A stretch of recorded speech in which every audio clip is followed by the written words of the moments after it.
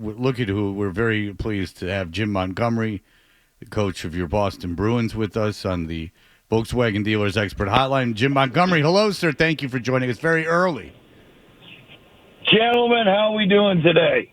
You chose. I mean, well, you didn't choose. We asked you to come on. You graciously said yes. I mean, you begged us to come on. You said, "How can I talk to the media?" You said, and then much like one of your predecessors, you asked for not cash but trade with appliances, as was the case with Julian. I didn't even know we negotiated yet, but I like the way you're thinking. Yeah, well, Claude did not want to pay the taxes, so he said, "He goes, I need appliances," and I swear to God, that's what he did. Does anybody like to pay taxes? You ever hear of the Boston Tea Party? Yeah, well, that's how he ingratiated himself to the local community. He said, "I'm not paying any of these tariffs. Yes. It's too much for us." But this is unprecedented, Coach Montgomery. It's so early. This is your normal schedule. You are usually up and about at this time. You don't play until tonight. This is what you're doing. It's too early. Well, this is what we do. We have a morning skate today. We get in as coaches, and as coaches, we got to think if we put in a lot of hours, it means we're doing our job. All right, yeah. Is there really enough to do though? You're going to be there what 3.5 hours before the guys are on the ice? What 10 or 11 in the morning? What do you do for 3.5 hours? The video coaches and Jay Leach, our assistant coach, they pour over all the stuff that the Flyers have been doing well, and maybe areas that we might be able to expose. We will go over that. We get a workout in. I'm a big fan of a sauna. And then, we meet, and then we meet with the players. Then we jump on the ice for about 20 minutes. Then we eat again, and then go home, do whatever you need to do, run errands for an hour. And then you turn around, you go back to the garden at around 3. Two things. Is a cold plunge ever involved? Because Fred has a lot of thoughts on that. And B, will there be a nap this afternoon? There's always a 30 to 45-minute nap. That's just healthy for you. And the cold plunge, I got to admit, I'll do a cold shower, but I used to, as a player, do the cold tubs, but I'm not doing that at 55 anymore. Bad for the ticker. No, well, listen, some of us can handle it and some of us can't. So they're breaking down all the video of everything the Flyers have done, and then they have the rest of the 24 hours to do. To Schmitz. All right. So Jim Montgomery, there is, the Brad Marchand. There was talk about you were yelling at Marchand there on the bench, and people were speculating what that was all about. I had my own thoughts on that, but can you kind of tell us what happened there and what your relationship with Brad is like? Yeah. I mean, Brad and I have laughed about this whole ordeal. Like, we never spoke about it after it happened, and I was yelling at him. And it was a culmination of too many turnovers in our game that that one unfortunately didn't, and it ended up in our net. But the whole situation is when you're in the heat of battle, you cannot always be in control like you would like to be. I would have liked to have handled it better. But it's just like when you talk to your own children, and I'm not saying Brad is this way. I'm just saying in general, you tell them to make sure that we're playing, making high percentage plays. And when there's repeated, your children don't listen to you about throw the gum in the garbage and then you sit down on the couch and it ends up on your pants or your jeans. Sometimes you don't always handle it the way that the Cosby Show handled it, where you're in control and your emotions get the best of you. And Brad and I, we both have talked ever since he was named captain several times about how we're wired similarly. Like, we like to be in control of our emotions. We understand that our emotions drive us in a real positive way 90% 5% of the time. There's 5% of the time where it's going to go the wrong way on you. And him and I laugh about situations like that, but that's why it works well. That's why in our culture that we talk about, and that's why we're coming out of this little funk that we've been in, is because we do communicate. It is because we care about each other, and we're like a family. A family, I remember my dad always said, a family can fight together, in the house, but when we're on the outside, we're a united front. And when we're on the outside, we are a united front. And I would think for a player like Marchand, and maybe for you too, Jim, that you can take that. Like Brad can handle, some tough love in those moments. Maybe not every player, and you don't treat every player the exact same way, I wouldn't think. But for Brad, he can probably, brush that off and take it for what it was in the moment. So you're bang on. I mean, Brad Marchand's one of the toughest athletes ever. I mean, I think you put Pedroia in that ilk, and you probably have Gronk in that ilk. And then they're the type of humans that their competitive fire also allows them to handle. And it's part of the way you're raised.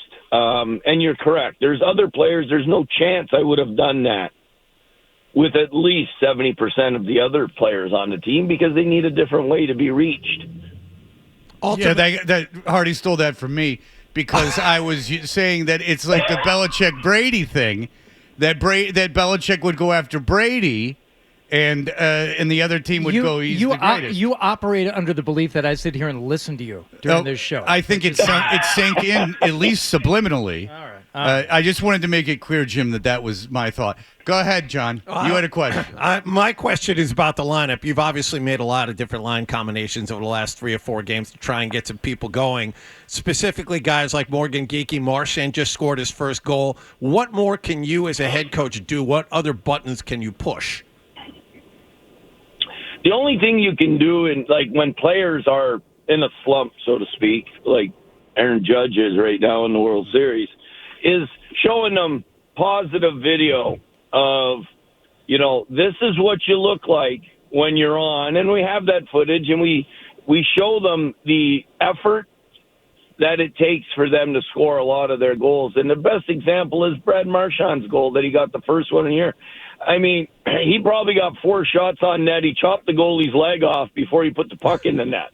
And that's the way you get to positive results, is by being in the moment and making sure you're doing the right things that lead to those type of chances. I also wanted to ask you about Jeremy Swayman. Obviously, he didn't have much of a preseason. He didn't have any preseason with you. Is he still kind of playing himself into shape? No, he's not playing himself into shape anymore. I think he needs to get his reps in just to get the looks that a goalie wants to get. And sorry, just a little bit of Boston drivers here, and I'm one of them, making some bad decisions. He is now real sharp and focused. You can tell by his goalie handles have been excellent, and just his game management. That's where I know he's in sync, and I think he's been really good for us his last 4 starts. Jim, how do you feel about the defense and the way they're playing in front of Swayman or Korpisalo for that matter right now? Yeah, not good enough. That's the part of our game, not only the defense, but just turnovers, penalties, and defense have been the 3 areas that have not been up to our standard. We were there last game in 2 of those 3 areas. And that's, we do have almost 75% turnover of players that have been with the Bruins for less than a year. There's probably 6 players on the roster have been with the team for more than 2 years. And sometimes the season doesn't start off great. And that's what we're, going through right now. Last couple of years, we started off 17-2-2 and I think 11-1-1. And we didn't end up with the desired result. And I am a positive. I always look at the glass half full. And sometimes you need to go through some really hard times, and you go through them early. You really find out about yourselves early in the season, and you can always draw back on those hard times. All right. And Okay, so as you go through and this gets adjusted, when do you start paying attention to the record? Like, at what point at what point does that start entering your mind? Instead of game by game, you look at more of as a macro. Yeah, I mean, I'm not too concerned. You can't fall out of a playoff race in the first 20 games. You just need to be in the hunt. But after the first, 20 games, and I'm not saying I'm not concerned about our record even right now, but that's when you got to start clicking along. You're always going to have sections that basically, historically in the NHL, if you get 12 points every 10 games, you're on pace to make the playoffs because that gets you about 96 points. I think we're going into our 10th game tonight. We win, we have 11.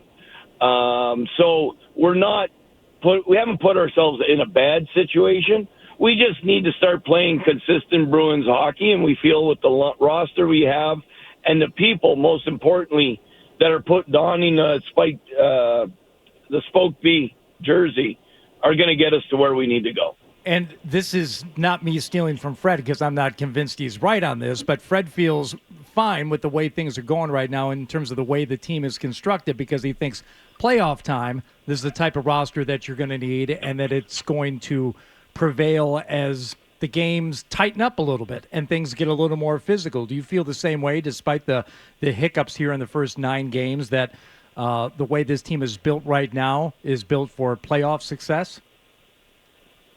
I do agree with that. I think, inside the Bruins walls, we are very confident that just getting to the dance is going to allow us to have success. Whether we finish first in the Atlantic or we finish, as a wild card team, we're confident with the group we have after the course of a long season and growing together that we will be the playoff team we desire to be. All right, Jim Montgomery. We're a bit of parallel thinking, you understand? You and Jim? Yeah, but he doesn't cold plunge, so you guys aren't like brothers. It's like doing coke, dude. You get out and the dopamine just kicks in. I had a friend who was like, he's like, have you done the cold plunge? I go, no. And he goes, it's like doing cocaine. I go, all right. So I get in the cold plunge. I do it for 5 minutes. I come out. I go, nothing's happening. This is cut with a lot of stuff.